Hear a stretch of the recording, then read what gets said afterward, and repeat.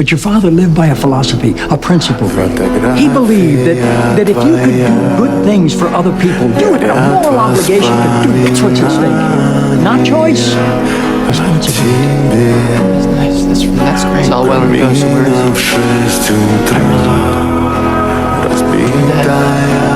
he didn't think it was his responsibility to be here to tell me this himself. Oh, come on, I don't dare. How dare I? How dare you?